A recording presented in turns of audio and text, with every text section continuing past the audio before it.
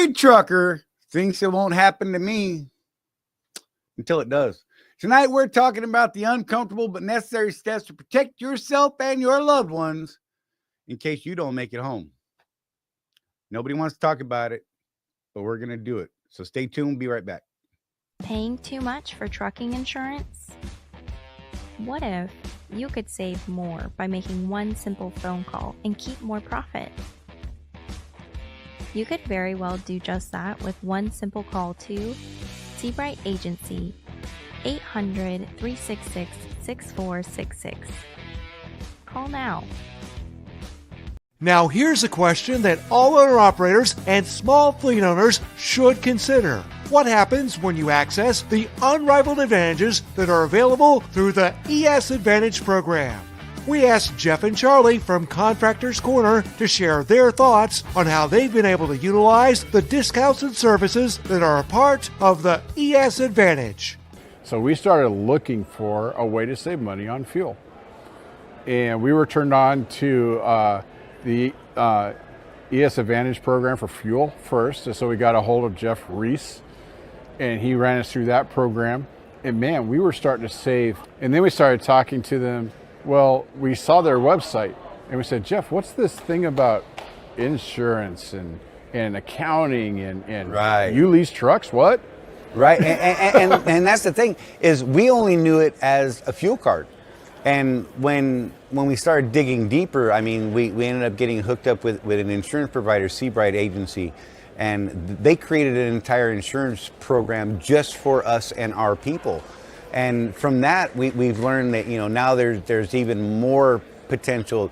There's a greater opportunity, and it's completely opened up our eyes and broadened our vision into what it is we're trying to do, which is help people do better.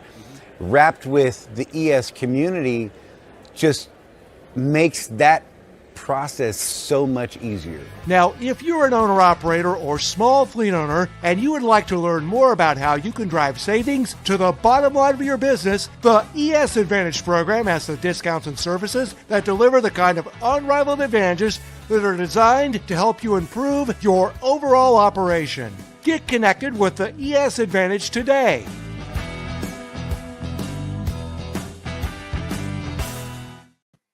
Well, hey, Jeff. What's up, man? People were like earlier, I wonder where Jeff will be tonight. Chris said, Ohio. I'm like, I'm not going to say. I knew because man, it's cheating if I tell. Hey, I feel like I need to do a disclosure here because, Charlie and I have been talking about this. Josh and I have been talking about this. Donna and I have been talking about this. Colton and I have been talking about this. Tony has talked to me about this because Tony's Tony. But I think my days are numbered, bro. I really think my days are numbered at this point. Right. My health's really just not doing great right now. I've been home for just over 2 weeks trying to get some medical stuff sorted out.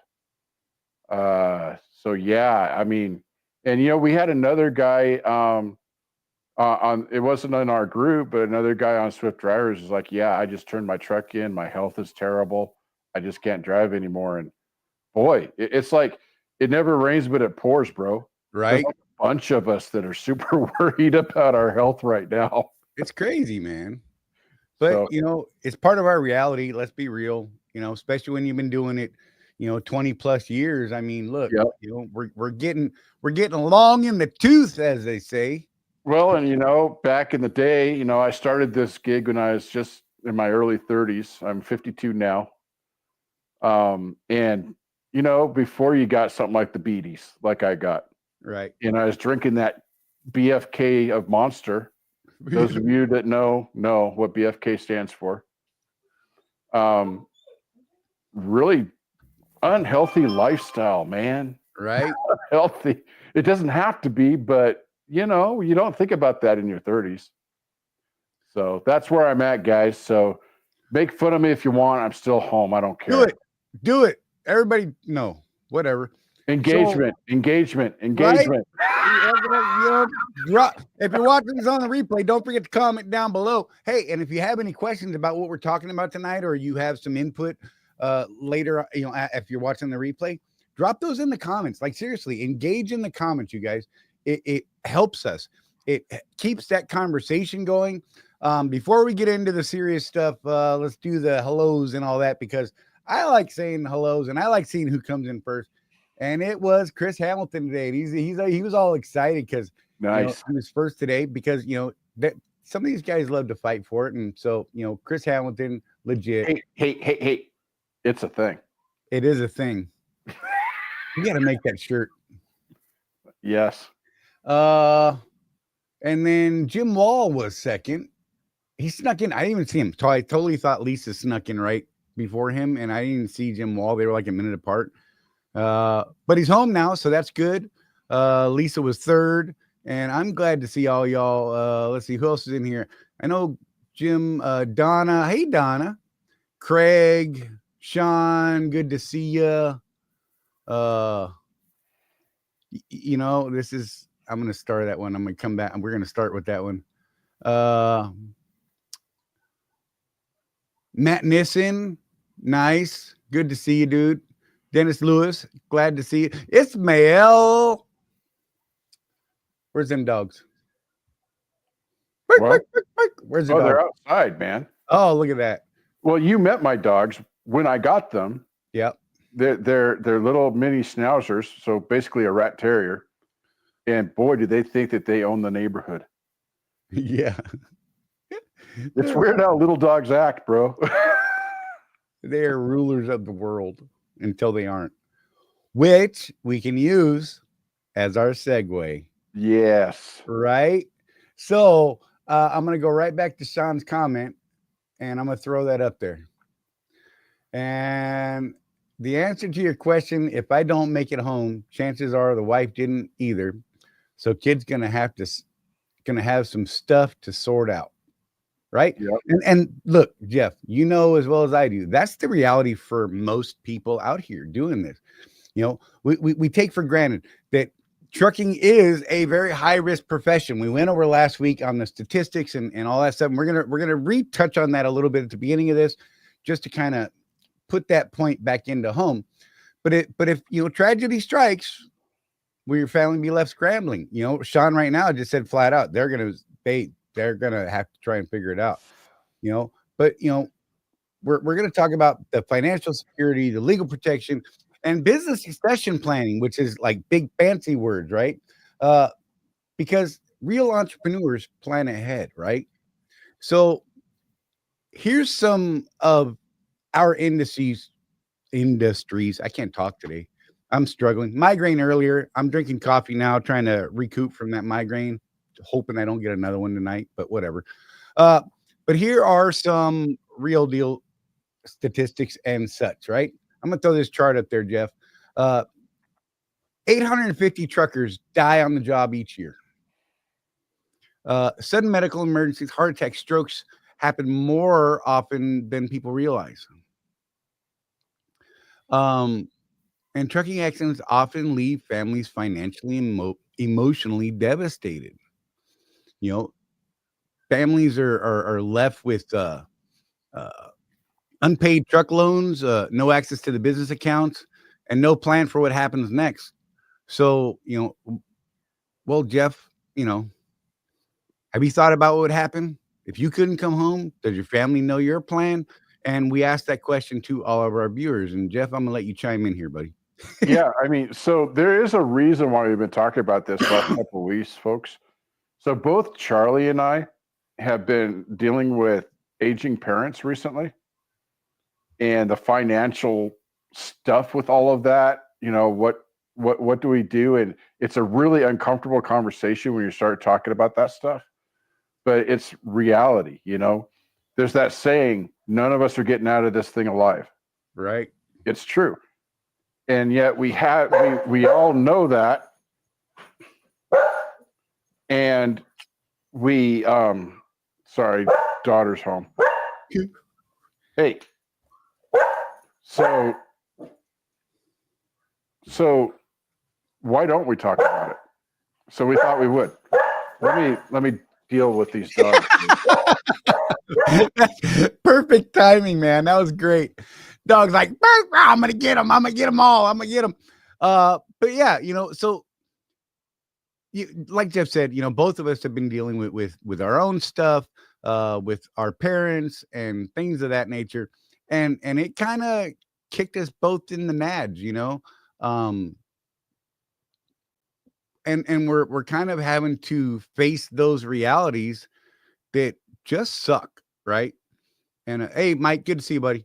Um, and because of that, we needed to discuss the specific things here, guys. If you look at this graphic, let me expand this a little bit more, just so it's up there a little bit better.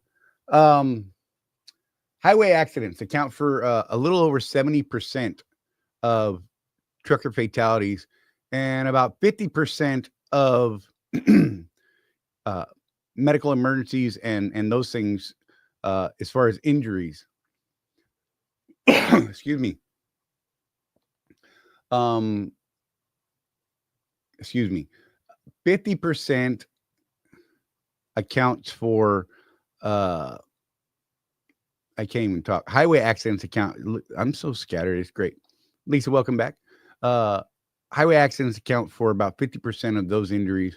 Medical emergencies with truckers, it's about 15-ish percent. And on the medical emergencies, we're doing right about 30%. Loading and unloading accidents comes in around 7-ish percent, I believe, maybe 8% on fatalities for truck drivers, and about 15% in medical emergencies due to loading and unloading accidents. And then there's the violence and cargo theft, section. There are very few deaths, but even one is too many. The percentage is low of all the fatalities. And it's down around, I want to say about 4%. But it does account for about 5% in medical emergencies due to violence and cargo theft. I mean, these are real numbers. And because of this, there's some stuff that we're going to start dipping into here and base this into we built you a checklist. Okay. And these are things, and let us start by Jeff. I'm gonna let you do the disclaimer because you always say these things so much more clear than I do, because I mumble mouth it. So where are we at? We are our disclaimer on our advice before we go any further. We are not legal professionals. No, not even close, man. We are not financial planners or tax accountants. So we are not lawyers. We're not financial planners, accountants, or any of the above. Right. So please, you can use our checklist. It's things that we think that are important. But please go seek some professional legal and accounting advice where appropriate. I actually talked to Tony and asked if the prepaid legal that we're now offering does any of this stuff. And no, it's just for tickets and stuff. Right. So talking to him, it ended up, I just had a quick question and ended up on the phone for an hour because it's Tony. And he gave me some really good things that I'll discuss later on in the show. But the first thing he says, look, estate planning and stuff like that is actually a pretty specific legal practice. Right. So when you are looking for an attorney for that, make sure that in their service offering list that it actually says estate planning in there, and last will and testament, stuff like that is what you're looking for when you're looking for a lawyer for stuff like this. Because just like any other profession, there's not a one size fits all law firm, right? You want to sue somebody, look on the billboards. They're there. Right. If you want to do estate planning. Yeah, the hammer.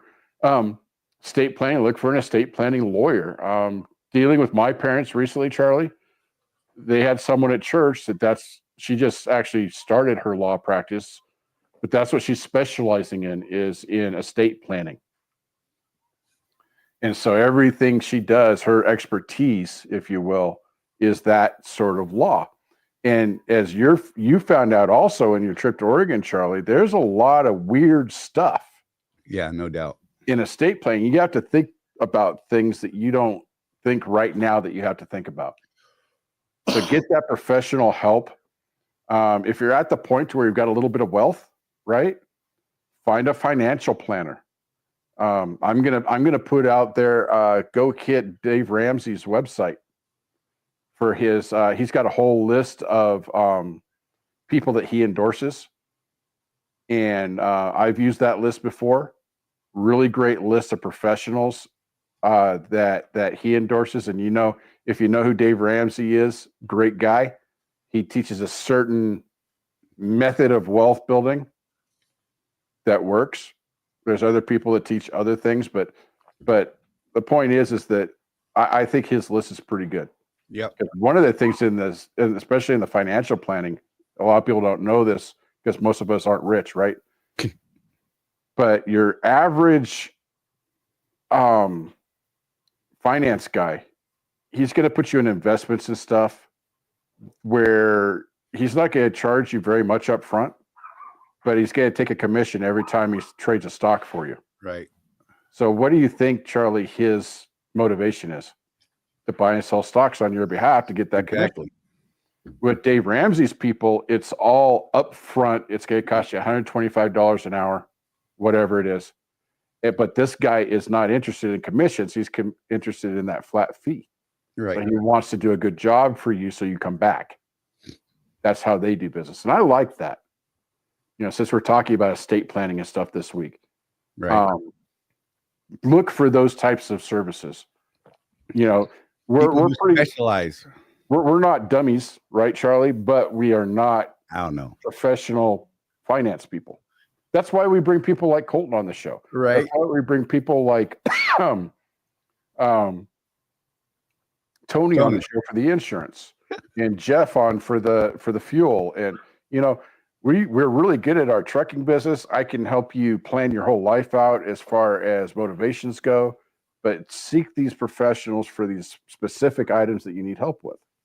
So there's some really specific documents that every trucker needs. A will and testament. Who takes over your assets in business? Power of attorney. Someone needs authority to handle those finances if you are hurt or not on the planet anymore. Life insurance and business insurance. We have a product through Seabright, that helps with the business insurance. I think that there's deeper, bigger products out there. Not something we have right at the moment, but I know there's some products out there that would help with that even further. And your beneficiary information. Look, we all do this. Like when we start something, we're like, they're like, who's your beneficiary? And you're like, oh, my dog Snuffy, but Snuffy's been dead 5 years. And it's now 15 years after you set that beneficiary, right? Make sure that your beneficiary list is up to date so that in the event something happens, like in Sean's case, I'm sure that, Sean, for instance, says, hey, my beneficiary is Stephanie. But chances are if Sean goes in a catastrophic truck accident, Stephanie's gone with him, being that they're team drivers. Who's next in that list, right? So it's really important to get those things. But if you don't have these things, guess what we made? We made a checklist, right? And so this checklist is kind of we built this so that we can kind of fix some of these problems. Excuse me, and make sure that we're covered for this stuff. So unpaid truck loans and leases, no access to business accounts, no plan for business assets and clients, your family's lack of financial protection. There's all these things. And in each of those points, we're going to dip in a little more in depth, and then we're going to move on a little further. Right. So, these are kind of basic stuff, but, Charlie and I, as we were putting this together, Charlie, we talked a little bit about your will and testament not too long ago, the one that you got when you were in the Army. Right. That needs to be updated. That's the other thing. You think it's only 35 years old. As you get older, that does need to be updated. So if you have a lot of guys on, a lot of you guys are prior service, you're veterans, and the JAG office helped you come up with the last will and testament 30 years ago. But that's not going to pass muster today. So, you got your unpaid truck loans and leases. You're going to want to set up that contingency fund. We talk about this for other purposes, but this is another purpose for that savings account.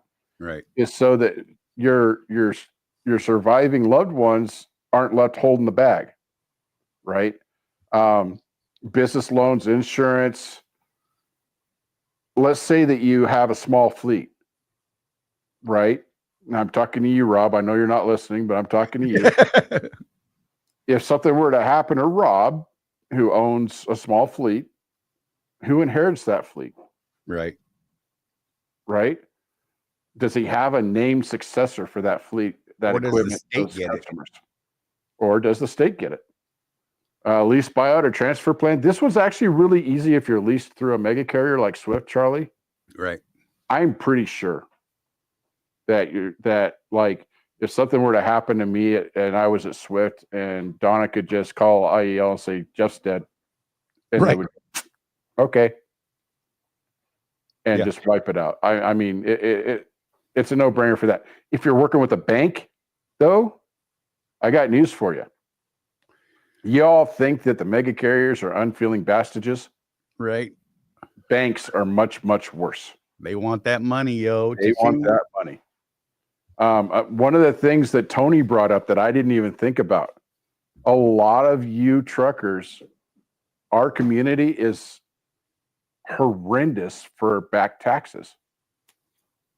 So let's say I'm just going to toot the horn because we have some new offerings coming out. Let's just say you went with everything at Seabright, including the upcoming life insurance thing. So you're going to have what was it, Charlie? Like 100,000, 200,000 in life insurance. Right. Well, if you got back taxes, guess what the IRS is going to do? Eating it up. They're going to eat up that life insurance. Whatever life insurance you have goes to the IRS first, and then to your debtors, and then not debtors. I said that wrong. Not to your debts, and then to your family, in that order, legally. So, like with my parents, they have a mortgage. So by the time everything gets settled down, chances are any savings they had left over by the time they die, because my family lives to be like 100 years old. So by the time they die, they're going to just wipe everything out anyway. But anything that's debt related, the banks are going to come after. The IRS is going to come after if you haven't paid your taxes. Long lost relatives that you've never heard of. Yeah, they show up. I've seen that in other cases, and that's where your last will and testament really comes up in. Part of having the last will and testament, and again, I'm going to talk about this because I just dealt with it with my mom, having a power of attorney. So let's say you have an accident and you're in a coma. Did you know, Charlie, that just because you're married to Rosie doesn't mean that she can make medical decisions for you without a power of attorney? Right? Isn't that crazy?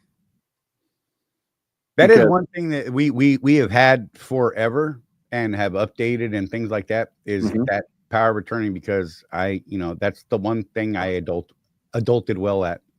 Yeah, because I need to update it again. My mom was in the hospital. She was not in her full faculty, right? And she was telling the nurses things that just weren't so about her meds. Right. But they wouldn't listen to us because we hadn't invoked the power of attorney yet. Right. Even though Dad was right there and saying, no, she hasn't been on that med for months. Because the power of attorney had not officially been invoked, which all it is giving the hospital the piece of paper, but they have to see it. So even as a spouse, you can't just go in and make medical decisions for your spouse. You have to have the power of attorney. I think that was one thing I learned in the last month, trying to help my parents. Right. I didn't know that, Charlie. I thought because we were married, Donna could make decisions for me if I was out of it. And that's just not the case. Right. And that's scary, A little bit. So get that power of attorney, folks. Joint business bank accounts. Okay, so you all know my philosophy on banking by now, I hope. Every account we have is joint. The business accounts, the personal accounts, the house accounts, both of our names are on all of them. And there is a reason for that. And I'm not going to wax religious, but there is that thing about, you become one when you get married, right? God didn't say you become one except for your money. You become one. In the case of especially an injury, not a fatality, but especially an injury, your spouse needs access to that money to pay for you getting home or whatever it is that they need to pay for. They don't have access to that money, you're out of luck, man. Right. Record keeping. This is one that we are terrible at in our house, Charlie. Yeah. Like if something were to happen to Donna, I don't know the login for the mortgage. I don't. We've talked about it, but I don't know the login for the mortgage, which is stupid. Something happened to her. We're getting older, right? She could slip and hit her head and forget all the passwords, and we would, oh boy, that would be terrible. Right. Because the way my family corporation, right? And this is another Tonyism. If you're in business for yourself, your household needs to be also run as a business. Right. So my family corporation is set up this way. I'm the CEO, right? And I do all the day-to-days. And in our position, Charlie and I were just talking about this with Josh today. The definition of a CEO in our case as small business owners is chief everything officer. Yes. It's not like at a Fortune 500 company. Okay. So I'm the chief executive officer. I'm the chief financial officer. I'm the chief technology officer. I'm the chief everything officer. Donna in our relationship handles all the finances. That's just the way our division of labor is in our little family corporation. So to have those digital logins stored somewhere where the other person can get to them is a key here. It's something that has to happen. And for those of you guys that have LLCs,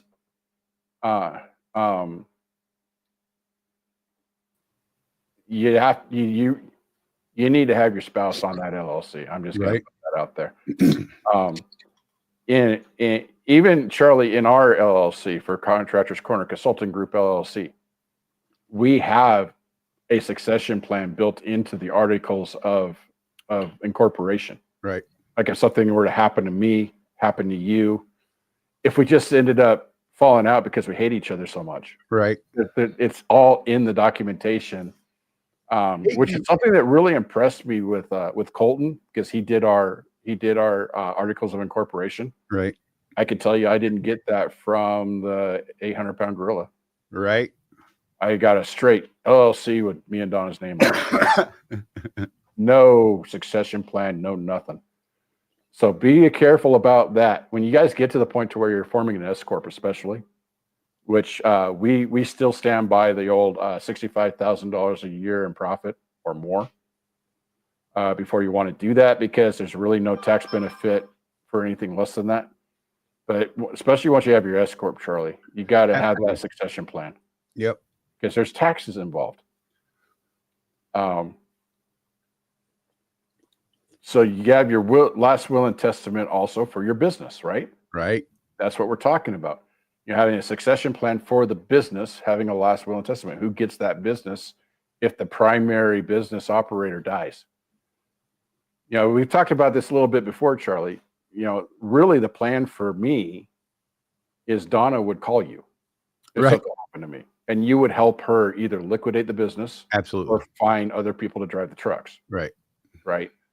I'm fortunate. I have a Charlie. I got a Jeff. Most people don't have a Charlie or a Jeff. Okay. Try to find one.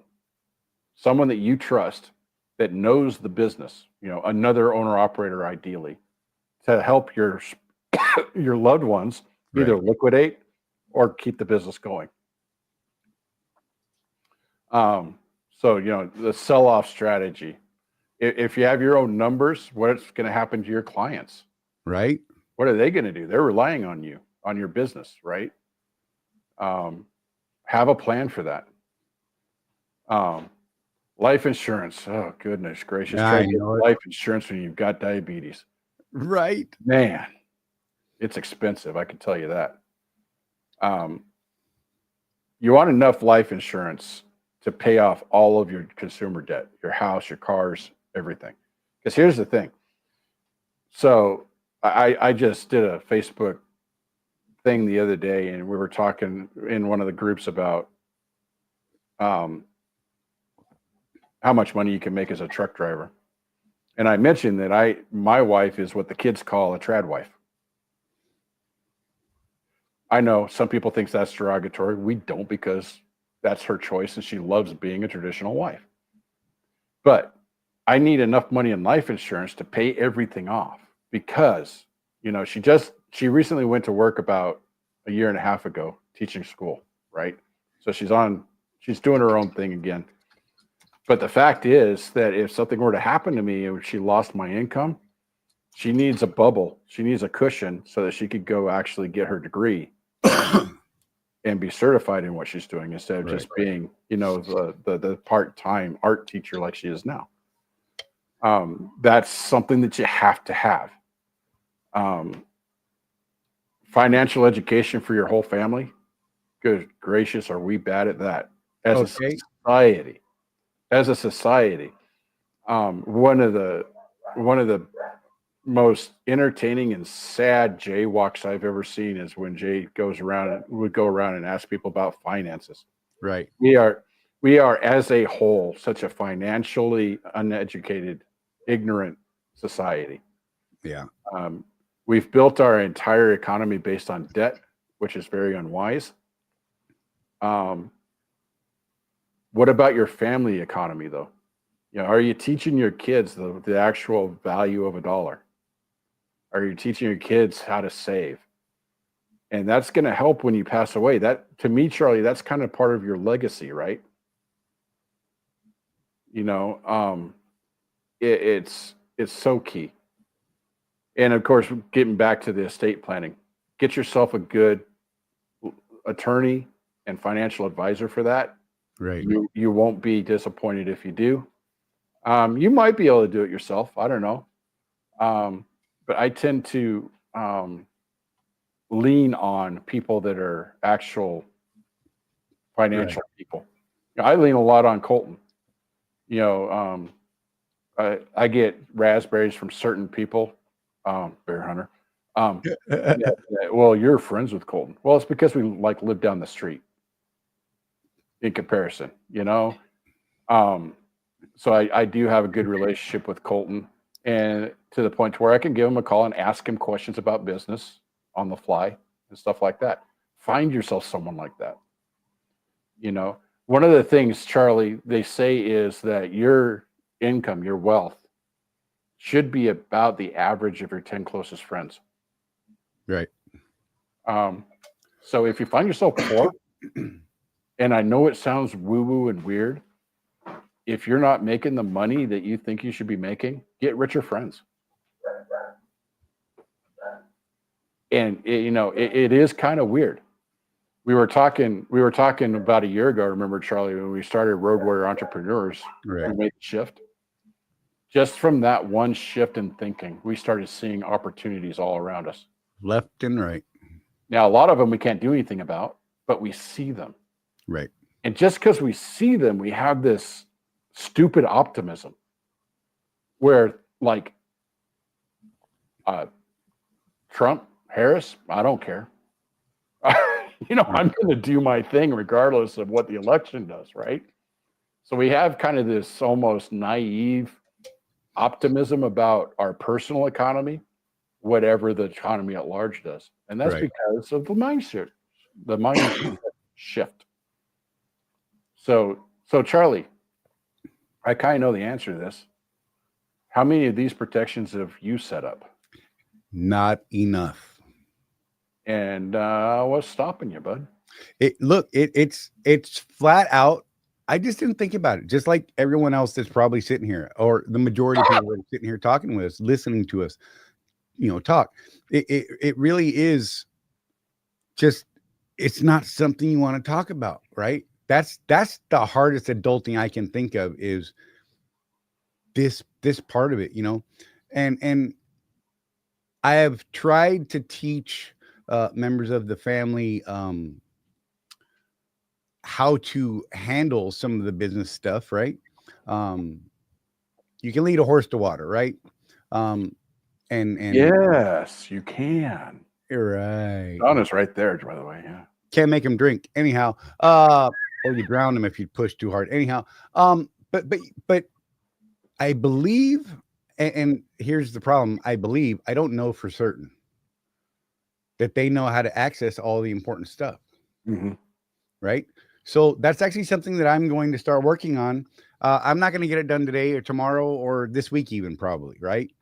But now that you and I got into this, I mean, it's really triggered that whole, let's start doing some of this adulting, which is why hi Donna, which is why we came up with last week's show and this week's show and next week's show. We'll dip more into that in a little while. But it's super important that we get these things in line, so that in the event one of these horrible things happens, there's a plan in place, right? Right. What about you guys, that are out there watching, all, tens and tens and tens of you, right? I know I've clicked some comments here. Trucker Tim, for instance, due to Dave Ramsey's advice, I have close to 10 times my income, a policy that pays out $500K. My wife has a policy paying out $250. So that's one of the great steps right there. Jim Wall, having a password safe and make sure someone can get access to it if something happens. I use RoboForm.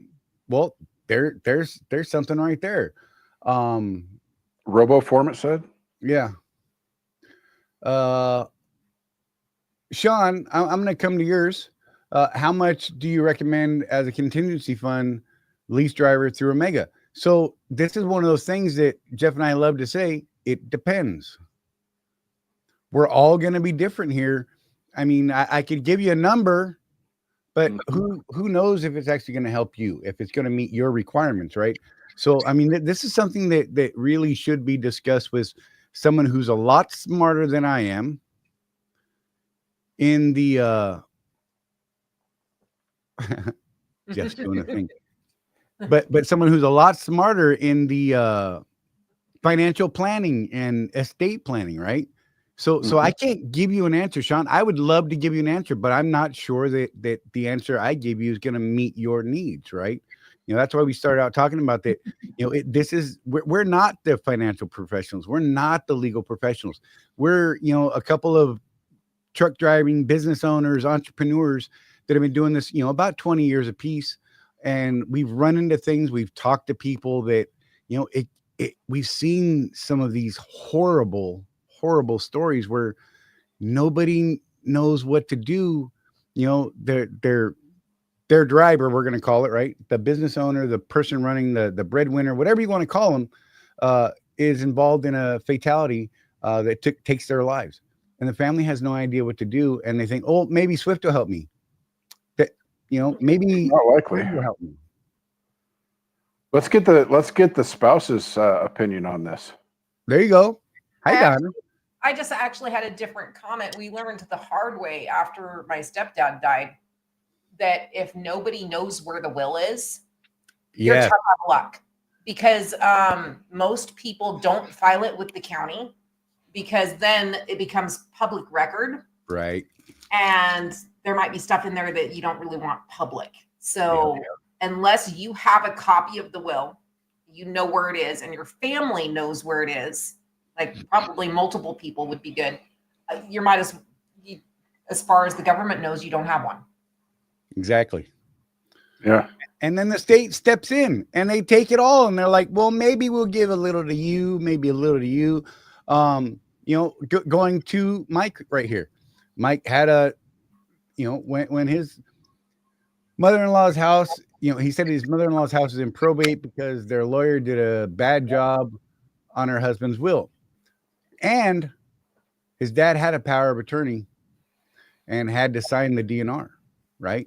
So there are lots of different types of powers of attorney as well. It's really important that we get the right one set up. Am I going to tell you the exact one you need? Nope. You know why? Because I'm not the professional guy here. Right. There are multiple types of power of attorney that give you certain powers for your loved ones, your spouse, what have you, right?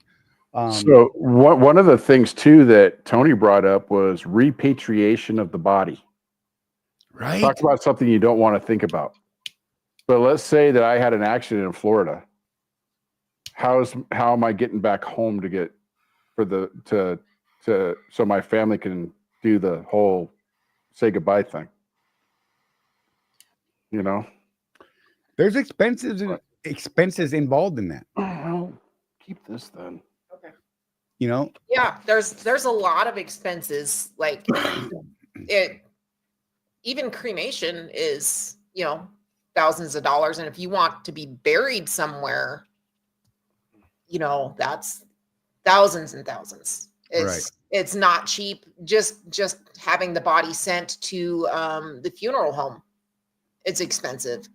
Something my aunt learned the hard way when her husband died unexpectedly, and she thought there were arrangements made by someone else in the family to cover that, and found out the hard way there wasn't. Right. And it was money she didn't have, and trying to deal with all that last minute when she was in that state of mind where she really wasn't ready to deal with that, and having to make those hard decisions because she didn't have the money. And what's your family going to do when in a situation like that where, something has to happen to the body, and it all costs money, and it all costs lots of money, Yeah. And that's something too that there are life insurance plans that aren't as expensive. All right. That just cover that. Right. So even like me, I can't get life insurance for a decent price right now.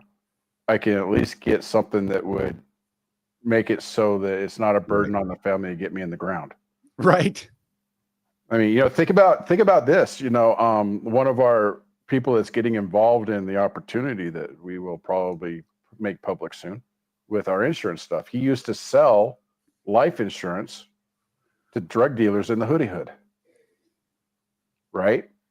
And his whole pitch, and dude made a lot of money doing this, was look, all respect, of course, because you have to, when dealing with those guys, right?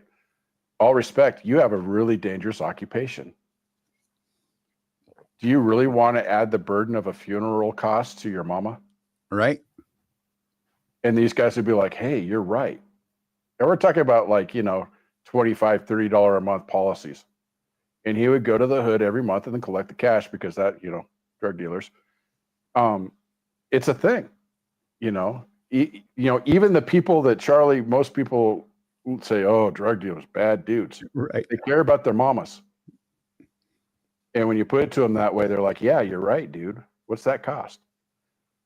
To at least get the funeral costs done so that your family doesn't have that burden. Because we're talking, I want to say I looked into it a little bit when my stepfather-in-law died, and he did the whole bare minimum pine box thing, and it was still over 10 grand. Yeah. It was a lot of money. Right. So when my mom died, they had the funeral, they had the plot in the cemetery already covered, that was paid for already, but just the funeral home and the burial was like $7 grand. Right. It was a lot of money, and my stepdad didn't have it at the time. And yeah, it was sad, Charlie, and I'm going to tell this story because I want people to cry, because you need to think about this. So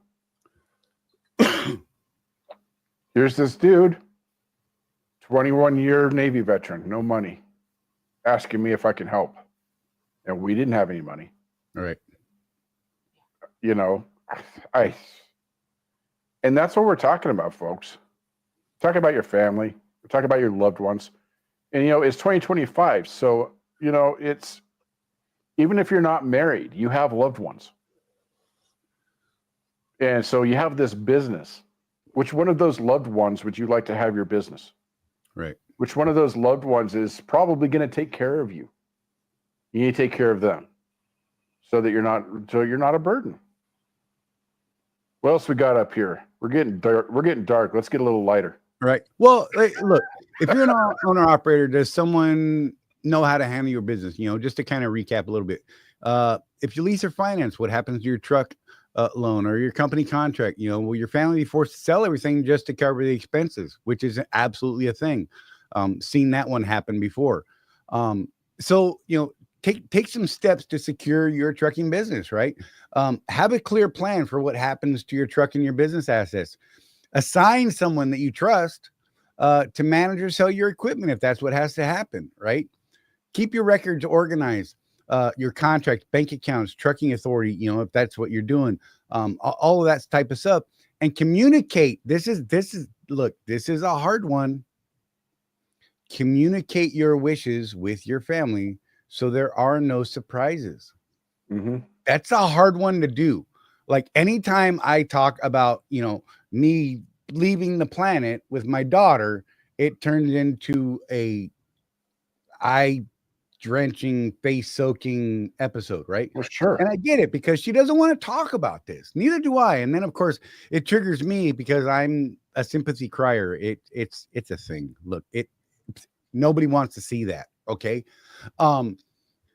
But you got to do it, right? You have to communicate. I mean, with anything that's serious in your life, you got to communicate, folks. We could transfer this into 92 different subjects here.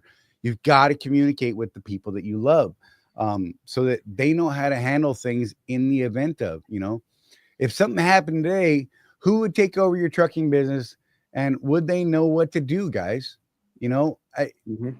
This is something that just, it sucks to talk about, but we're coming close to wrapping our hour on this. But at any point, if you're watching this on the replay, please drop comments down there in the bottom. Seriously, this is not one of those that we want to just drop off and let go and never talk about it again, because the whole purpose of this was to start this conversation and get this conversation rolling. Right. Because it's so damn important. So I want to go back to how much money should you have in reserves? Right. And I'm going to defer to Dave Ramsey on this one. I'm going to give a book recommendation, Baby Steps by Dave Ramsey. Right. Because he goes over all of that. And again, I have a love-hate relationship with Dave because I believe that there is a time to use credit where he doesn't. He's really extreme in his views, but you're not going to go to the poorhouse doing his plan. Okay. You're not, but he does have recommendations in there for how much you should spend on drawing down your consumer debt and your business debt. And he has a plan for that. He has a plan for you for how much you want in your emergency fund. He has a plan for how much you want to invest once you've got. And it's a really simple plan. It's a really easy book to read. If you're not a reader like Charley, it's on Audible. Right. I like the book though because it's got forms in it, which I think you could probably download them from his website. But you can download. He's got financial planning forms, so you can pencil out exactly how you're going to get yourself out of debt. And what he teaches is don't even invest $1 until you're completely out of debt, except for your house. Right. Now, as business owners, that might be a little different, I think, because we do borrow money for equipment. A truck these days is easy 180, 210. That's what houses cost 15 years ago. Right. So really tough to get a piece of equipment without borrowing money or leasing from a company. So just keep that in mind. But, like anything else, take the good parts from the book, the ones you can use, And if you see something, you're like, I don't know about that one, Dave. Okay, well, if you do everything else, you're probably going to be okay. Right. But I can't recommend his material enough. You know, it's how Don and I got out of debt initially. And without that, we couldn't have bought this house. You know, so credit scores are a weird thing. I think that they're a scam, but you have to live within the system that we have. So right. But you know, so I'm fortunate in that, you know, my final expenses are covered by the VA. Right. Whatever. If I didn't have that, I would absolutely be looking at it. Okay, so I actually have a life insurance policy, a small one that actually is built just for that I've had my entire life, that I recall, that my mom started way back when. Right. And it's like just enough to cover those final expenses if I want to be put in the ground and all that kind of stuff. And look, I've got plans for my stuff that, you know, Rosie and I have talked about, and people outside of that, even though people that I trust and very close with us. We just had to talk about some of this with my mom because she's having some memory problems and things like that. So, you know, power of attorney, knowing where the documents are. For us, she's got an old school that was my grandma's and maybe someone before her, old school, like lockbox, right? And this thing is cool. It's just old as all get out. I had to go get a key made because she only had a single key, the original key to this thing. One original key. That thing is wore out.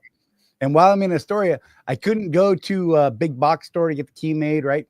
Actually had to find a locksmith, and they had a specialty blank for that box. It was the craziest thing ever. And when they had, another locksmith had built or copied the original key, and it works. You got to jiggle it and it'll finally open the box. The one I went to before I came home nailed it. I mean, absolutely. She's like, you know, this is a specialty key, and it takes some skills on an old machine to make this key. Otherwise, it just won't work. You can't put it in one of the computer ones. It won't do it. It just won't work. So that was a thing that we had to figure out. So now we have 3 keys in 3 separate locations for that box. Good. Right? 3 separate people. Mom has the original, and 2 family members have the other 2 in the event of catastrophe. God, words. I hate them. So, you know, with this being said, guys, if you're joining us late, please go back and watch this later. I really believe it's that important. I think this episode and last week's are super important, as I believe what next week will be as well.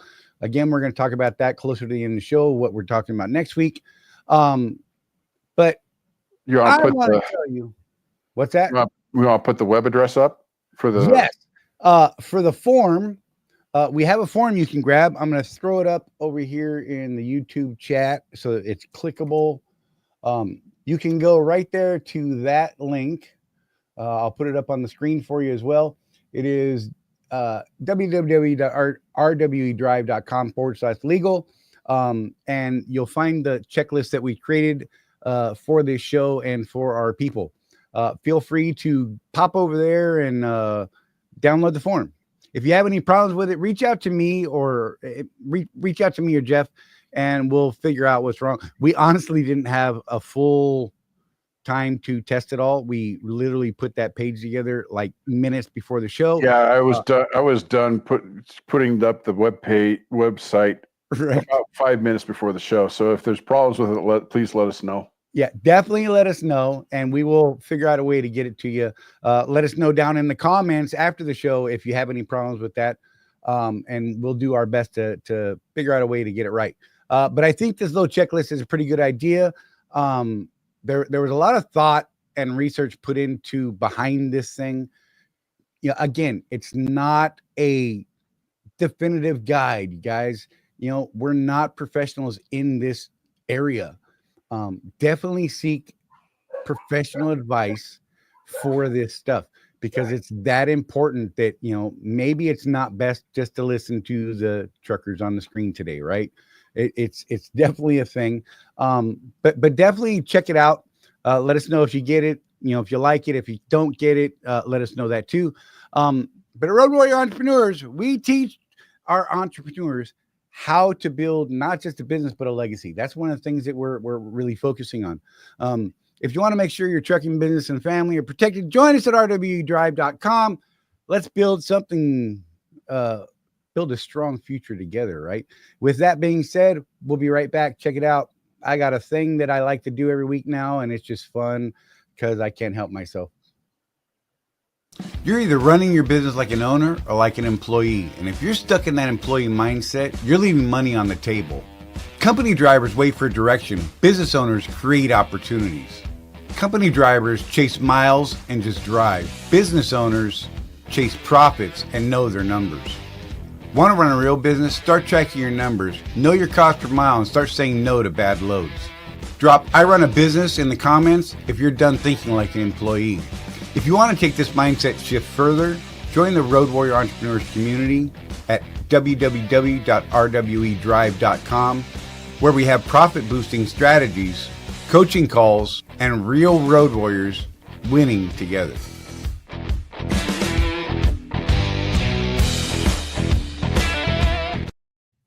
So we're back. We're doing our thing. If you guys got comments or questions or anything like that, Donna, thank you for jumping in and helping us with this stuff. It's nice to get the perspective outside of Jeff and I and everyone else. It's nice to have someone who's in that position, the spouse's position, right? The one at home that holds it all down and is going to have this just dumped on their head, possibly, right?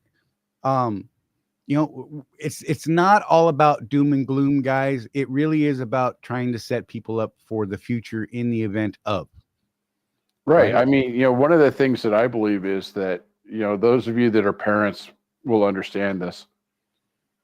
We all want a legacy, and my legacy is my children. And so I want to do everything I can while I'm alive to set them up for success. How much of a jerk would I be if I did that and then all of a sudden I left them with the tens of thousands of dollars that they have to figure out when something happens to me? Right.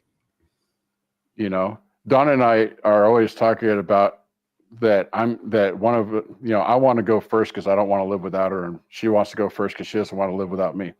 So we'll probably end up being that couple that dies within months of each other. Right. Yep. But you know how it is, Charlie. You've been with Rosie a long time. You get to the point where you just can't imagine life without the other person. So, that's the thing. Protect your legacy, folks. And, if you're not a mama or a papa, I'm pretty sure most people have nieces, nephews, or adopted family, someone that you can pass that legacy on to. And that's what we're really talking about. Jeff, I'm going to let you read that joke. You decide. Yeah, I'm not saying that. Right? Lisa, I appreciate it. Good one though, Lisa. It is definitely giggle worthy, but I didn't even research dad jokes this week. I know. It's been a week for sure.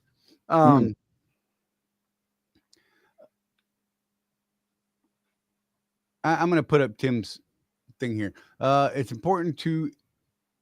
is important, and it's really sad just how many leave this life without life insurance. It really does become a burden unless they're wealthy enough to be self-insured. It absolutely is. Even at our age, Charlie, we still strive to be that self-insured guy.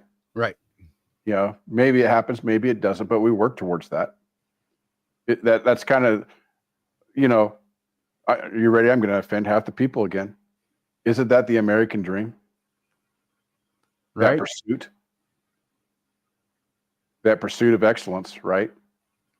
Again, I don't care what other people do. Just worry about yourself. I tell my kids that all the time. They'll be arguing. Don't worry about what your brother's doing. What are you doing? And that's the same thing with life in general.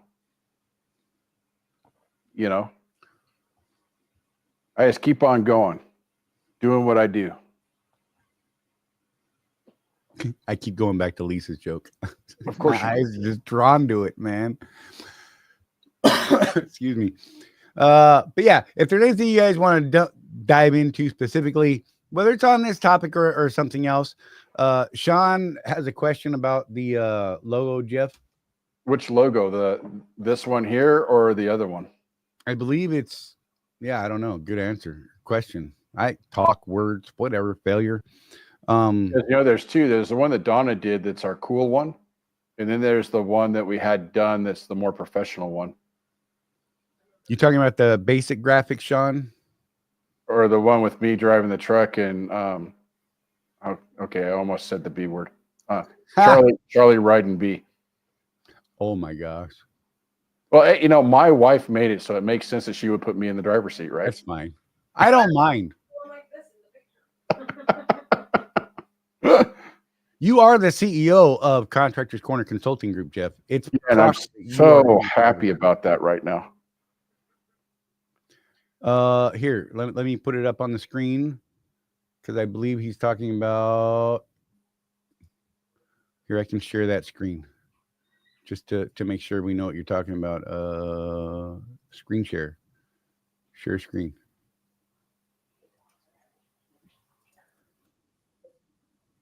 If they can be quiet. That one?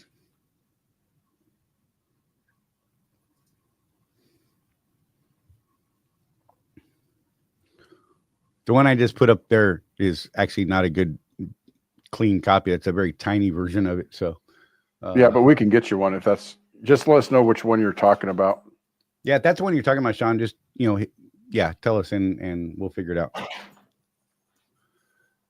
Okay, let's see. So if you guys haven't met my big dog yet, come here. Yeah. What is that? That's Tashina's dog. Oh, I was wondering because I saw that big bushy tail earlier. I was like, what the heck is that? Yeah. Oh, wait. Maybe his name is Basil. I now that you my brain, bro. So it's weird to have two rat terriers and one big dog. Right. Because the big dog wants to sit on your lap, but he weighs like 45 pounds. Yeah. He's like, what about me? What about me? Oh my God. Yeah, when she moved in again, she took a job at the Walmart down here in town, and she's going to be going to college in the fall. Nice. So she's living in our laundry room right now, and she came with a dog and two kitty cats. There you go. We did not know that cats were one way or another. We did not know that cats were so loud, dude. And they talk to you, like legitimately talk to you, because we've never had cats before, so we didn't know. But they'll look at you and their meowing sounds like they're trying to say something. Right. It's weird. Oh yeah. Okay. Fun fact. Feral cats typically don't meow like that. Really? Oh. That's what they say. They scream at each other like with that, that crazy baby crying thing. Yep. But feral cats typically don't meow, they say. Huh. It's something they do once they're in amongst people.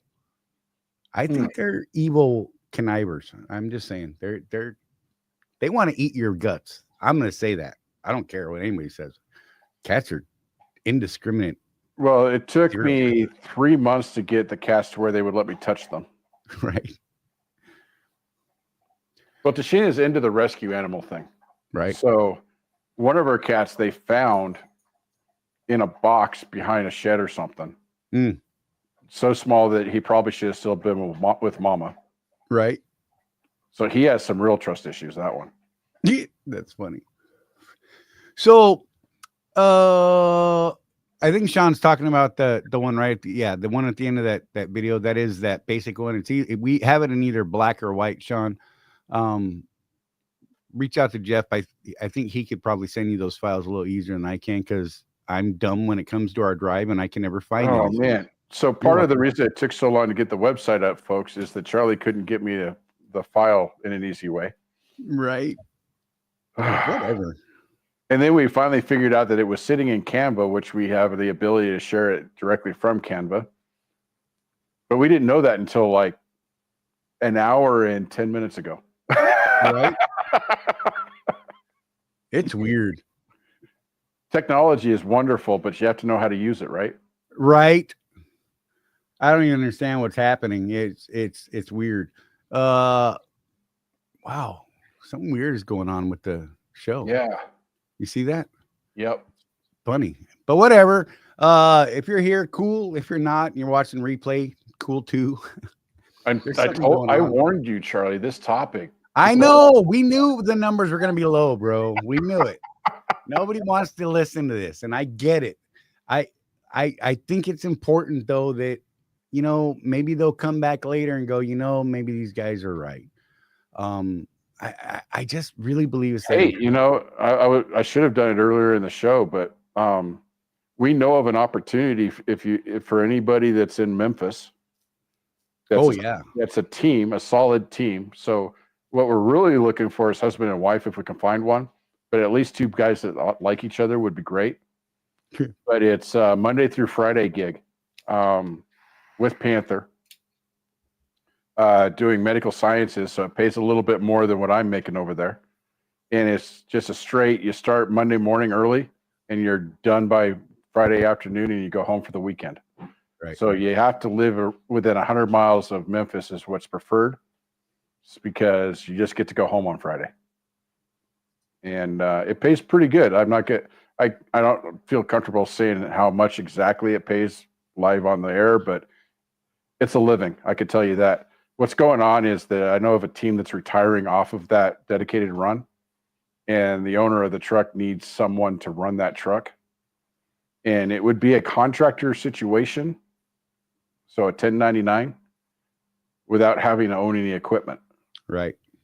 So the owner takes care of all of the maintenance, the truck payments, taxes, all that stuff. You pay for fuel and OCAC. That's what you pay for. Mike, that's Not funny. too bad. 4 dogs, 5 cats in his house. He'd be a millionaire if not for the vet bills. Yep. No, that's the truth, man. That is the truth. I feel like they're more expensive than kids. I mean, we honestly waited just over a year to get the dogs registered because of what it costs to get all the shots and the verification and all that stuff. It's a good thing they're little rat dogs. They can't jump the fence. Yeah. Oh, don't let them fool you. I got to sit down. Don't let them fool you, Jeff. They'll find a way. I'm actually surprised that they haven't found some corner in the fence to dig a hole in that we can't find yet. Right. Because I know 2 dogs ago, we had dog Strider. He was a little Heinz 57. Right. And boy, he had burrowed under the fence in 3 different places that we know of. The one that gets me is they will hide one. Well, he used to get out and go up and play with the Rottweilers. Yeah, that were owned by our vet that lived down the street. That was kind of entertaining. People think that those big dogs are so vicious, but here's this little Heinz 57 that's about this big up there, just playing with them. Yeah, it's a trip, man. Well, you know, it's all in how you treat the dog. There's no bad dogs, only bad doggy parents. I believe that. Right. Lisa made a good point. If I got Rosie to tell that joke, we might be safe. Okay. I'm not doing it still. No. Donna's looking at me like, what joke? Right. It's fine. Good stuff. Just saying. There's like random characters popping up in the chat. I like it. Just saying. It's hilarious. I think there's something going on with YouTube. I don't know what it is, and hopefully it's all groovy. I checked the live from the YouTube side, and it shows, you know, I mean, we're a couple seconds behind there, but it says we're still there. It says we're still live. It's showing me, like, I'll go, hey, peace, just to verify. And let's see, when does it pop up on the YouTube screen?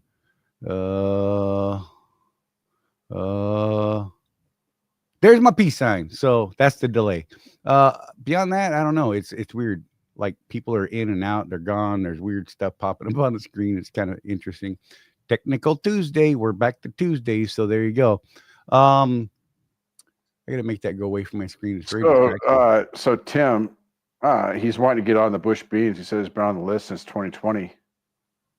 I would talk to Mark and Craig Yeah, and Matt. and Matt. If you don't have their contact information, get with us so we can make an introduction. I know they're real thin right now. As far as their freight volume is right now, for whatever reason, they're doing a lot of other stuff right now. So right now is probably not the best time to get over there. Well, Bush Beans itself has been changing how their business model a little bit last Right. year or so. So they were doing a lot of cannery to cannery, and they're not doing that anymore. Right.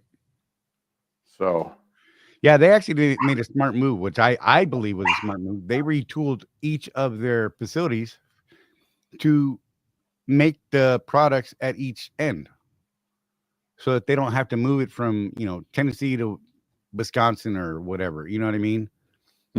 Just to get it into another warehouse to then ship back out across the country. And I'm amazed when people don't do that. well, this is another one of those things, Charlie. Let's go back about 5 years before we really got into this mindset stuff. Would we be so fascinated by that back then? Right. I mean, like you look at these businesses, like I just did a post recently about space trucking, basically. And it started off as a political thing, but I took it away from politics. Right. Because I don't know if you guys know, but another probe just landed on the moon a couple days ago. And what the conversation was NASA is such a waste of money, this, that, the other thing. I'm like, no. This is a private business out of Texas that hired another private business out of Nevada, SpaceX, to put something in orbit so that they could go to the moon. Government had nothing to do with this other than permits and regulatory things. And I see an opportunity in the future. Right now, space trucking is not within our realm of being able to invest in. But I think as we continue space exploration, we're going to the moon again, then we're going to go to Mars, and then it's going to be like the Expanse within about 100 years, right? Right. There's going to be opportunity there. And I SpaceX in particular has done a really good job of getting the price of a kilogram of cargo down. I think Musk said they've got it under $100 now per kilo. That's crazy. And so what's going to happen, Charlie, is Virgin Galactic, Boeing, those guys are going to start competing in that space. Oh, heck yeah. To get that price down and get that business. And before you know it, there's going to be investment opportunities for basically space trucking. Right. I bet they even get it regulated just like we are. Of course they will. But it's a whole new business that didn't exist 5 years ago. And yet, say what you want about these billionaires, they have built a new industry. Space freight. No doubt. Before you had to go to the Russians basically to do it, right? And they were charging something like $1 million a kilo. Right. And so then basically the billionaires came in and said, hold my beer. Right. And at this point, they pretty much put the Russian Space Agency out of business. So there you go. Business, man. It's wonderful. Hey, Michael Fowler, good to see you. Just checking in while being reworked for overweight. That sucks. Glad you're here, though. We had kind of a dark topic, but I would encourage you to go back and watch it. I think it's important. Ismail says that Jesus is in your yard.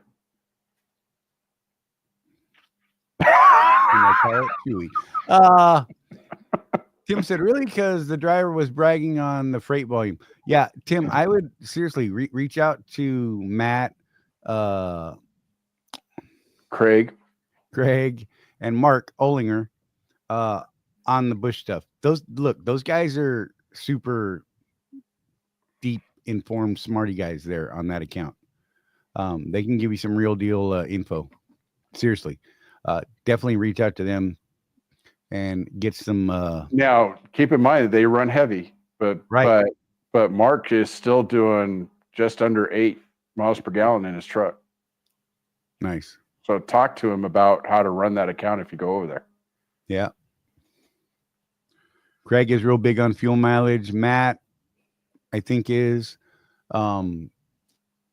you know, there's deadlines to meet, so you know there's speed variable in there. I mean, things like that. There's more to it than just getting in and going.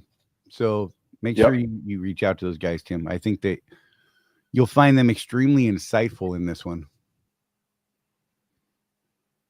Yeah, so Tim ran Surge in 23, so he's aware of it, of Nice. the requirement side of it.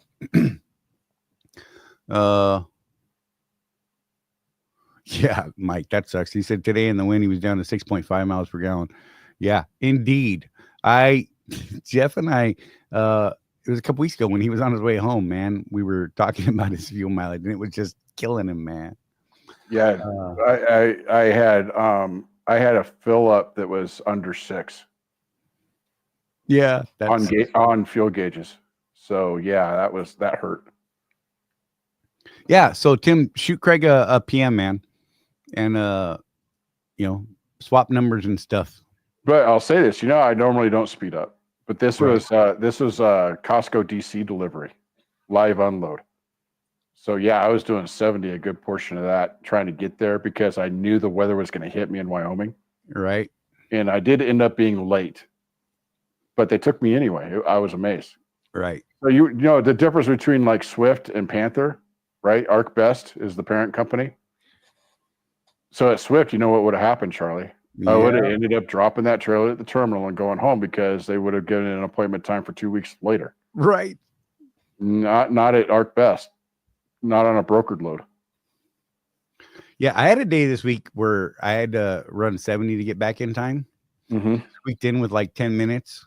It was perfect. But I look, man, that stuff tires me out. Yeah. Especially when, you know, look, it doesn't sound like a lot, but that 2 miles an hour between my cruise set speed of 68 max and my foot speed of 70 with my carrier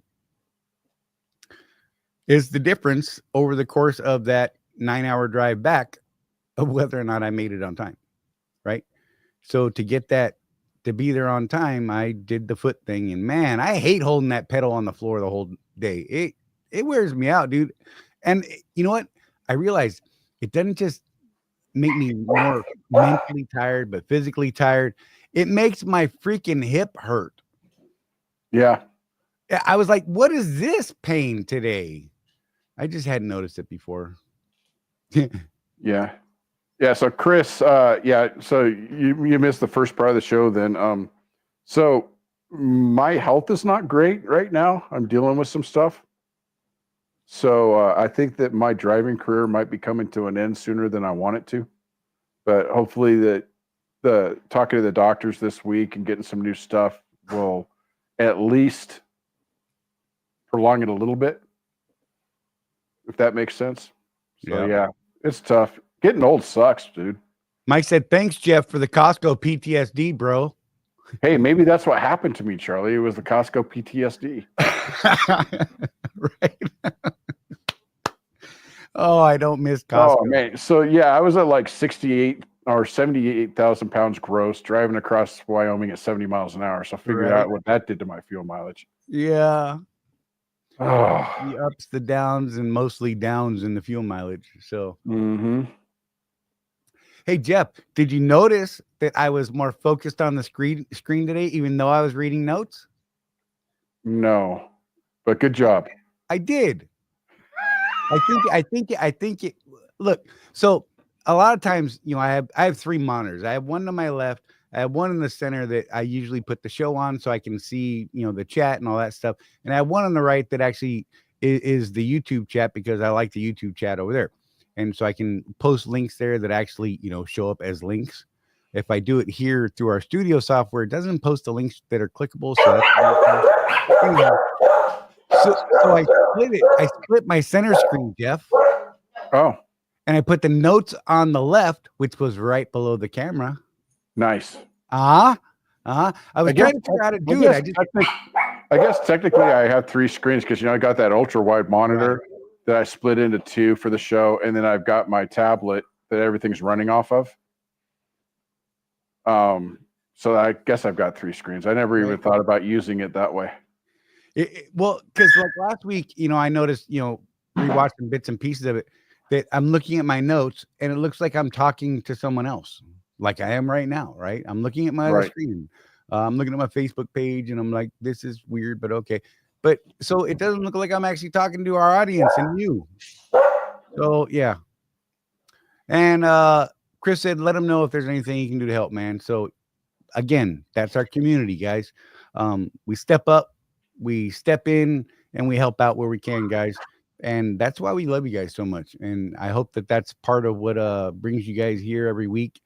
You know, even though the viewership dropped to like one person a little while ago, that was funny. I don't know what, like I said, I don't know what was going on. At least that's what it said on our screen. You know, our tens and tens of viewers. But seriously, we've got some stuff that we're working on. We're not quite ready to talk about yet. But just know that in the next coming weeks, I think we're going to have some fun stuff coming up, some really cool business type stuff coming up as well. We could kind of tease a little bit about next week's topic, which may or may not intrigue people. Let me pull that over. I don't want to close the show out because we still got some time, but just to throw it out there. Where'd it go? I lost it. Now it's over on the other screen. I don't have it on the main screen. I've got it up. Do it. Got it up. So next week we're going to talk about the trucking retirement plan, how to exit the industry on your terms is the title of the show. And this is kind of close to my heart because I'm having to make some decisions right now. How do you exit on your terms? I'm not old enough to have the living the dream like some people with a paid for house and stuff. I've still got bills to pay. So I'm looking at different opportunities and making a shift in my thinking and my business. Right. And one of the things, Charlie, I'm going to be hitting on is I don't plan on ever actually retiring. Right. I'm looking at going into the coaching business full time, making deals in the background that Charlie, you know about them. Yep. Because we're business partners. But I'm making deals with people to move my career over. That way, if I do end up losing my medical card or something like that in the next few months or the next year, I've got something else to do. Right. One of the things I've noticed in getting back to today's subject that it's kind of the same. What happens if you never come home? But we've talked about this before, Charlie. How many people, we're old enough now to where we've known some older folks, right? We're not in our 20s or 30s anymore. And I have observed that even at our age, people that retire, one of two things happen. Right. Either they end up going back to work because they got bored, or they just check out. They leave the planet. I think there's something to staying relevant and staying active in your life. One of the oldest men I ever met was 99 years old when I met him, and I think he lived another 5 years. But you know what he did, Charlie? He played 9 rounds of golf every single day. Right. There's something to staying active, dude. For real. So look for my pivot. You'll see more stuff from me on my Facebook page on what I'm doing on that side of things. Yeah. So Chris, I've got plans. It's just making the shift is hard. Like Trucker Tim said, I'd hate to think, let me put it up. I got it. I'd hate to think what I'd do if I lost the ability to drive. I've been doing it for so long. Love the idea of running a restaurant, but I know I make more money driving. And that's the thing. But here's what I'm seeing in you, Tim. Even if you lost the ability to drive, you're still an entrepreneur at heart. You're talking about going and running a restaurant. You're still going to be an entrepreneur, right? And I think that's the bedrock of what we teach, whether it's trucking or the restaurant business. I'm looking at going into the business coaching business, which I know sounds redundant, but still maintaining that entrepreneurial spirit, man. I mean, I'm gonna try hard not to offend anybody right now, but good luck. You look at some of the richest people, your Warren Buffetts, that dude's pushing 90. George Soros, love him or hate him, don't care. I have my opinion about the man too, but super old, but he stays active in what he loves to do.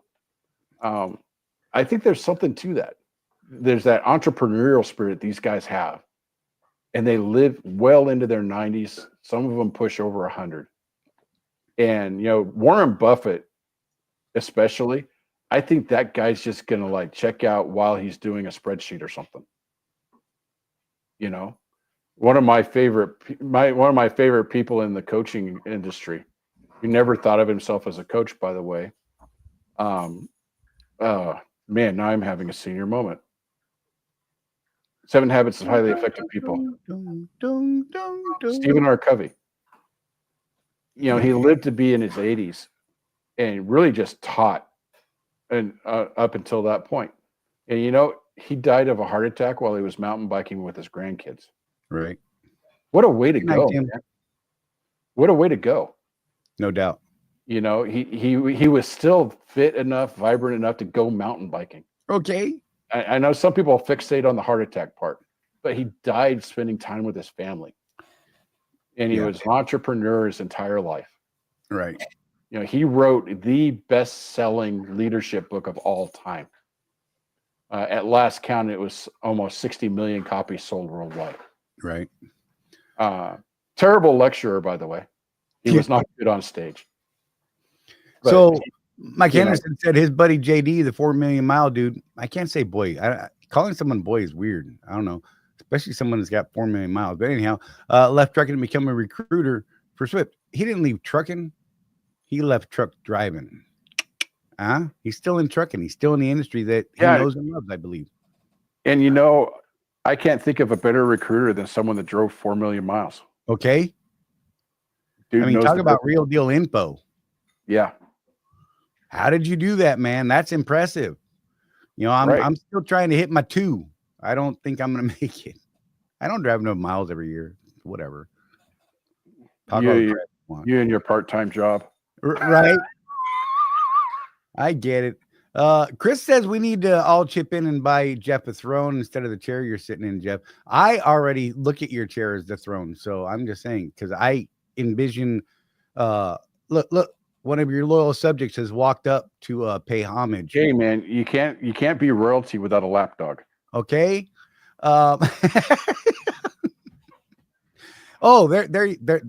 There's Jeff's Warhammer Magic the Gathering store, Jeff. So funny thing about that, we almost did that.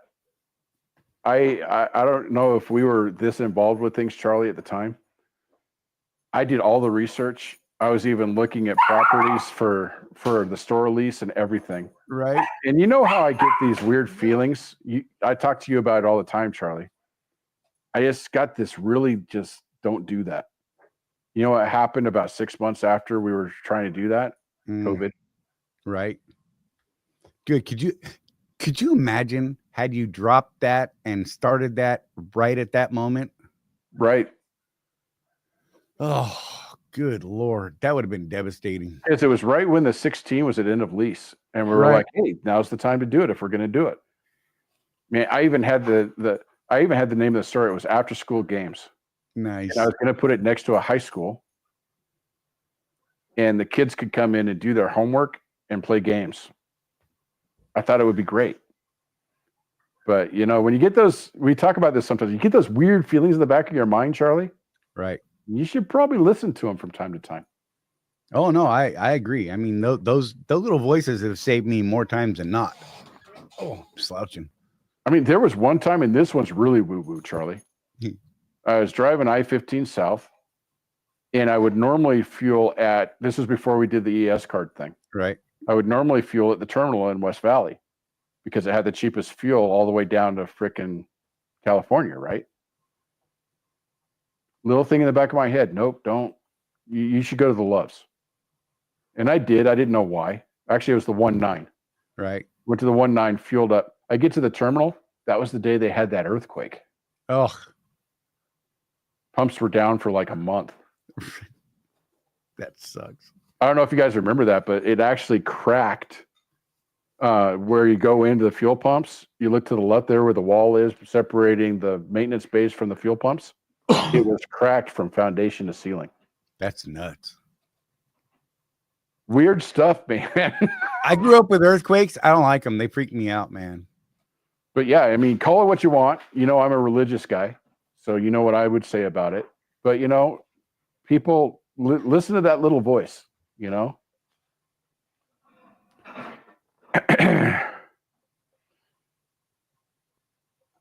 That's funny. He's like, that would be awesome. Chris said, that'd be awesome, Jeff. Then you could go to West Valley and teach drivers magic. Right? Have a whole gathering. Yeah. There used to be a magician that was out of West Valley City. Did you ever meet that guy? He wore a puffy shirt, the whole 9 yards, but he'd do magic tricks at the terminals if he was there. Oh, yeah. I remember. He was on the what did they call it? The where they did the events at the stadiums and stuff. Right. The shows. And I asked him one time how you get that gig. And he's like, well, one of us has got to retire, first of all. Right. Because it was such a good gig. Because it was like what Matt was doing. It was right. the shows. And so Swift would pay them layover pay the whole time they were at a stadium. Right. The event would pay for their hotel room. And the only thing was you had to keep your truck spotless. Wheels shined, the whole 9 yards, because you were representing Swift at those stadiums. But yeah, that was a good gig, man. I don't know if it still exists, but man. Mike said he's been buddies with JD for 25 years, so it's his job to make fun of him. Absolutely, sir. Yes. You are absolutely supposed to. Is that a picture of JD on your profile picture? Is that what that is? Mr. 4 Million Mile? Did you see that? Right? That's about right. I'm pretty sure that is the last day JD was on the truck, or the last 10 years of it even. Because 4 million miles, that's some time, bro. Yes, it is. Let's be real. That's funny. I didn't even notice that. I don't look at people's like little icons. It's funny. Well, you know what's funny is somebody will say something to kind of trigger us sometimes. Right. And I'll Facebook stalk you, by the way. He looks at everything. I'll go and see what you're about. If you say something, I'm like, what's wrong with this dude? Especially the guys that we end up arguing with. And Charlie's like, oh, he's one of those people. I'm like, yeah, didn't you look at his Facebook profile? He's like, no. Too much. But I will absolutely Facebook stalk a guy. He said no, it's his last student after being on the truck for 4 weeks, right? You know, when I was mentoring, I used to feed my students, Mike. I'm just saying.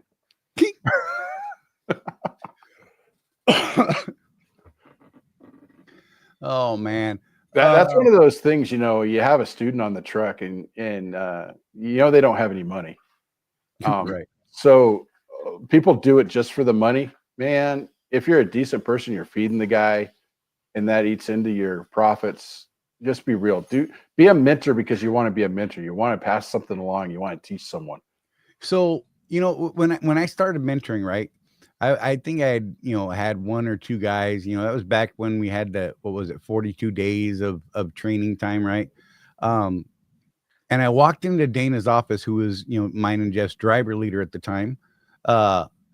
And there was a kid sitting at another desk, and the dude looked gray. Like his skin looked gray. I mean, his eyes were like sunk a little bit. He just looked like death waiting there to happen. And I'm like, hey, what the hell's going on with that guy? And like, oh, he just got off a mentor's truck, and we found out that he'd been eating nothing but top ramen every single meal. Wow. That's all he had, because he had no money. Right. Yep. And they found out that every meal, the mentor at the time was going into a Petro and having a big steak dinner and baked potatoes and all this other kind of stuff, right? Oh, wow. Right in there, standing at Dana's desk, I said, I will pay for every single meal that my student is on my truck for. And it just became a thing, right then and there. You know, even if it was a simple meal, right? You know, and we go get sub sandwiches or something, right? I did not want to have someone on my truck looking like that. Yeah. I mean, just to say to me and others, but to them, I mean, that's crazy. So, dude, when my son was on his mission, he had this companion. And those of you that don't know, on an LDS mission, you always go in twos, so you have a companionship. And his companion had issues, bowel issues. So the mission president's wife is usually who's in charge of the health of the missionaries. So she asked him, well, what'd you have for breakfast? Ice cream. Okay, Right. what'd you have for lunch? Ice cream. Oh, good Lord. How long have you just been eating ice cream? Oh, a couple of weeks. Oh, And French fries. Ice cream and French fries is all the kid was eating. sounds And like it ended up, and he ended up with constipation so bad he hadn't pooped for like a couple days. People. I told Mike, I say, I blame his parents. We taught you how to cook. Right? You know? For real. Yeah, it's just something else. No, I mean, more times than not, I would cook, towards the end of, the trainee shift, right? Because I had this great little schedule that I worked out. And so for the last 2 hours of their shift, I'd be in the sleeper, right? So that we can maximize our time and still do 800-900 miles a day. But I would cook for those last hour or two. I loved cooking. I'd get the crock pot going or whatever, and make a nice beef stew or cook a roast or whatever, right? And man, we'd pull in, park. We're parked for 8 hours, have a good meal, go grab a shower, do whatever you need to do, get out, stretch, whatever, do your thing. But man, they ate well, I believe. Well, TK will tell you, I made him filet mignon on my truck. Right? Wimpy. I remember my first year at Celadon, $400 a week slavery. Look, how long ago was that though? I mean, when I started at Swift as a trainee, it was $250 for part of it, and then it jumped to $500 for part of it a week. Yep. And then you went into your mileage pay, right? After that, which was, at the time was 25 cents a mile. Yep. And some days or weeks you had great miles and others you didn't, right? I didn't consider it slavery. I considered it paying my dues and that sort of thing. I mean, look, I'm not going to argue with you. We all, God, I got the hiccups. We've got our own views of everything, right? Each of us does, and that's fine. I mean, go for it, man. I get it. It sucked, and I'm guessing, Wimpy, you're probably like 92 years old, and I'm just playing. But it depends on when that was and all that kind of thing. Well, Look, just the fact that Wimpy knows to have a picture of actual Wimpy as his profile picture tells him he's at least as old as we are. Right. I'll gladly pay you Tuesday for a hamburger today. But I remember my first year driving, Charlie. I didn't see the inside of a restaurant. I was eating Campbell's soup and I got real fancy and got the actual cold cuts from the deli at Walmart. Nice. That was my big, good eating right at the time. Yeah, 400 a week in 2015 is pretty low, dude. Yeah. You're right. I can't argue with your comment there. We got you. Yeah. Dang it, I was hoping you'd say like 1920. Right. For me, it was like 08, 04, when I was at FFE. By the way, from 04 to 08, I started FFE pretty much the same rate as Swift 4 years later. Whatever. It was a thing. Well, you remember there was that wage war between Swift, England, and Werner. Oh yeah, where the trainee pay started going up. It wasn't until there was an actual real driver shortage, Wimpy, when pay started going up.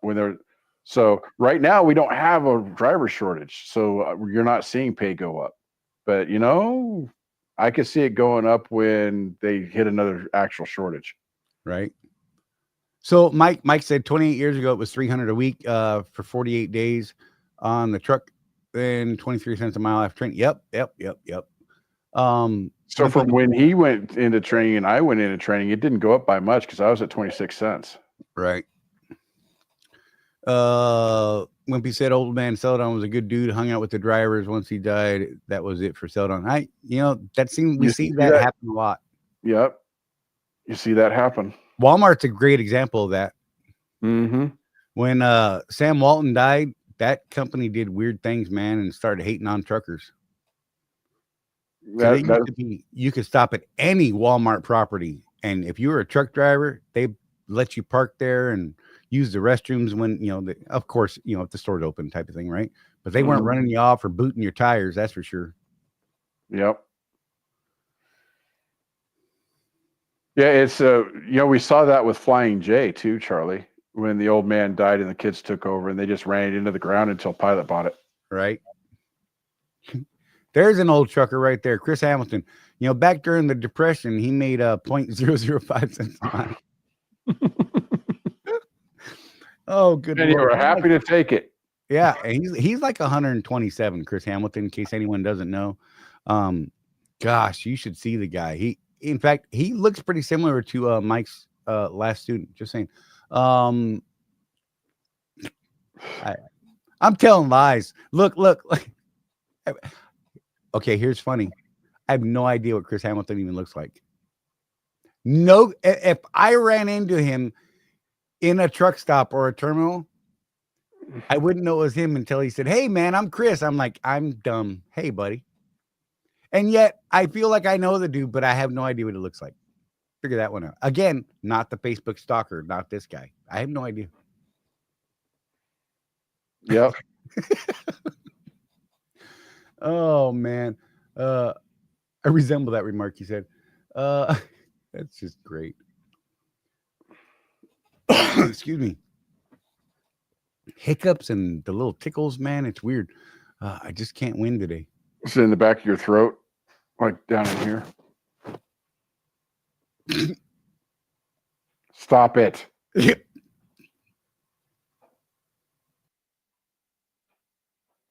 And Charlie puts himself in timeout. Good for you, Charlie. Oh, man. That was brutal, bro.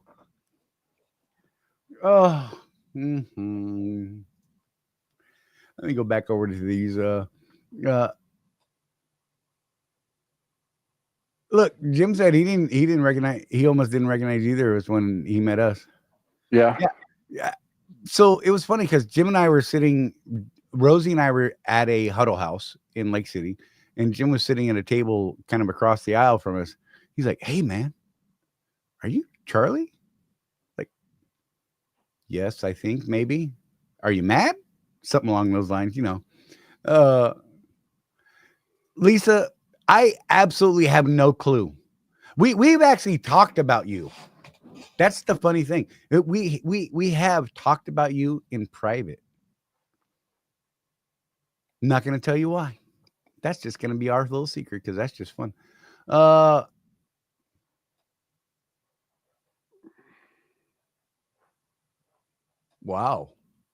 Huh, I didn't even know that was a thing. Right, neither did I. Wimpy said just got a $2,500 settlement from BNSF settlement. They were collecting and selling driver data or something. Wow. Huh. That's crazy. Dude, people are dirty, man. I'm telling you. They're just dirty. I'm going to put that link back up for that document in case anybody wants to grab that. You can head over to www.rwdrive.com/legal. Let us know if there's any problems with getting that. And if so, we'll figure out a way to make it better. But I think it's a important help, right? Let's see. Oops, I turned off my comments. That was awesome. Instead of clicking the red button.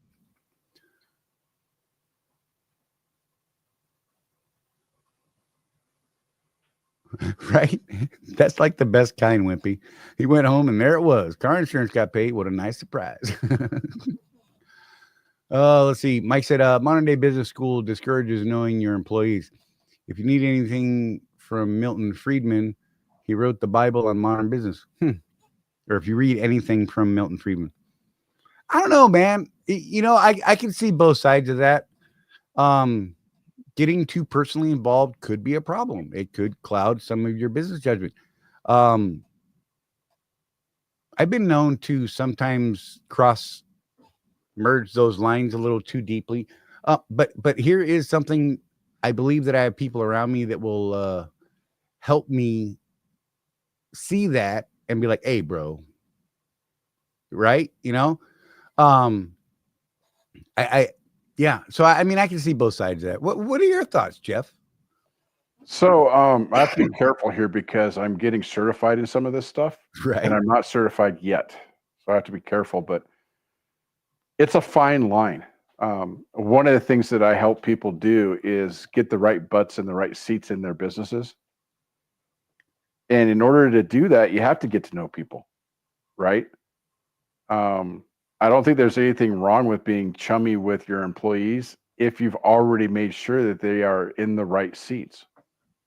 I have one client that I can't mention names, obviously, but I have one client where there's an absolute problem with not having the right butts in the right seats. And I can see that what's happened is that they hired friends. Right. So he's crossed that line, you see, and now his business is in trouble because, he doesn't want to get rid of them, which I understand. But if we could at least get him to put those butts in, maybe shift them over to something they're actually good at. Does that make sense? But Right. I can see that problem, I mean, even Charlie and I, we were not friends when we first started doing business together. We barely knew each other, really. But we've become friends over the last, 4 or 5 years. And for us, it has absolutely helped us be more productive. And it's helped us as we've gone through our journey solidify what our roles are because we know each other so well, you know. Um, so because of that, we know that we're in the right seats in our business. So I think that there's a line there. It's a bit of a juggle. I've seen other people in their businesses too, where the worst thing is where you've got to end a business relationship with someone, but they're your buddy. Man, that's a tough one. But there are some people that I've seen out there that make that work. They still stay friends. They Right. still go golf together. They still have drinks together. They Right. just don't work together anymore. Right. But I think that there's a maturity level in business. Right. If you're a parent, you've seen your children as they grow older and get more mature. I think that there's the same thing in business. If you're a fully mature entrepreneur, I mean, Charlie and I know that if I wanted to go a different direction and just stop doing the road warriors and all that stuff, it's okay. It doesn't mean that we hate each other. Right. It's just that I want to go this direction, or vice versa. If Charlie wanted to go another direction, Actually, something we've discussed just in case. Not that we had plans on it, but it's one of those things you had to talk about, right? And again, we have that in the articles of organization for a corporation. What if, one of the things that Dave Ramsey teaches is never have a partnership. Well, obviously, Charlie and I don't believe in that part. Right. Don't have to agree with everything.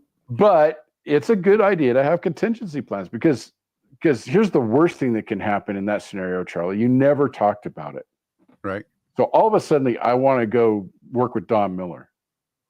And Charlie feels like I just gave him the more, what we just learned was the Mormon middle finger, the ring finger. Yeah. Learned that from Josh. Donna gave you the eyeball, didn't she? You can see it on my face. It's reflecting off of me, isn't it? Right. The lasers were burning. But since we've talked about it, that's not a thing. Get him, Donna. So getting back to the original statement, man, it's a tough call. Right. You have to know your people enough to put their butts in the right seats. Whether or not you breach that friend zone or not is completely up to you. I think there is dangers in that. Unless you're Charlie and I, because we're special. I mean, we all think we're special. So Mike followed up. He said one of Milton Friedman's things was all employees should be numbers, not names. Numbers don't have families. Numbers don't need days off. I completely disagree with that. 100%. And I can see where businesses are like that. And some of them are wildly successful. Some of them are not. Right. Well, I mean, case in point, Charlie, how does Swift know you? By a driver code. Right. And, I appreciate a lot of Milton Friedman's economic theories. I think he's brilliant, but I think he's 100% wrong on this, because I believe that above all else, what business is service to others. You're offering a service to other people. For that service, you have compensation. Theoretically, doesn't always happen. Theoretically, the better your service, the better the compensation. How do you have that mindset and think of people as numbers? Right. Part of the framework that I'm teaching right now is called the Story Brand Framework. That's what I'm getting certified in. And it's the concept of that would totally blow Milton's theory here out of the water. Right. My clients are the heroes and I'm the guide. Okay. So as the guide, if I think of you as just a number, how much guidance can I give you? Right. I have to get deep into your mind, deep into what you want. I'm always harping on the why, and that's the beginning of all of this stuff. I have to know for sure what you want 10 years from now so that I can guide you to that point. It's a very intimate, this one-on-one coaching stuff that I do is very intimate. It's uncomfortable sometimes.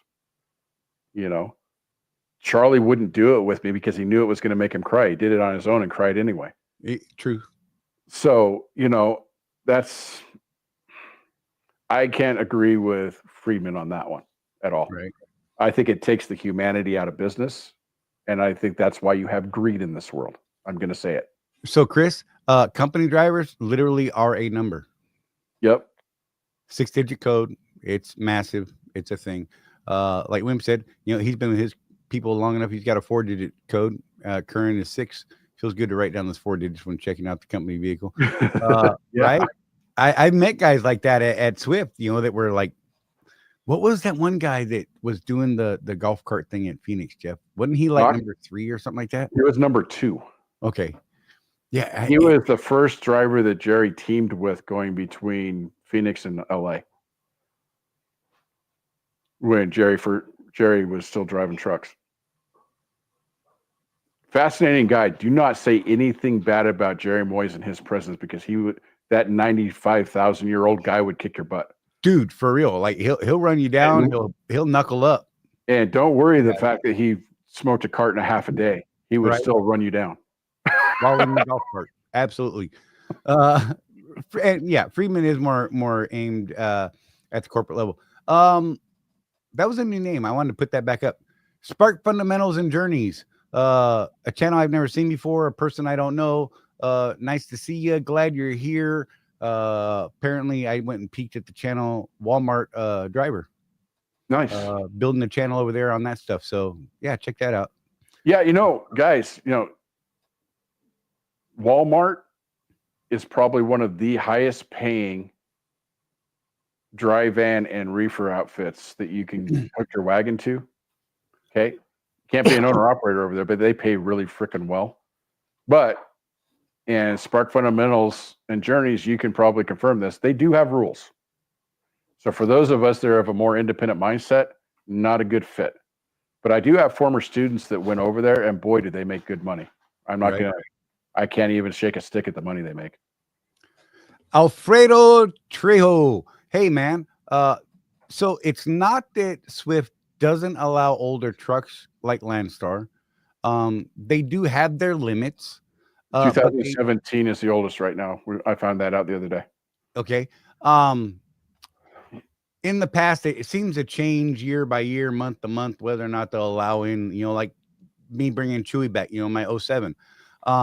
They would want to see that I have done an in-frame, current maintenance. They're going to go over that thing with a fine tooth comb.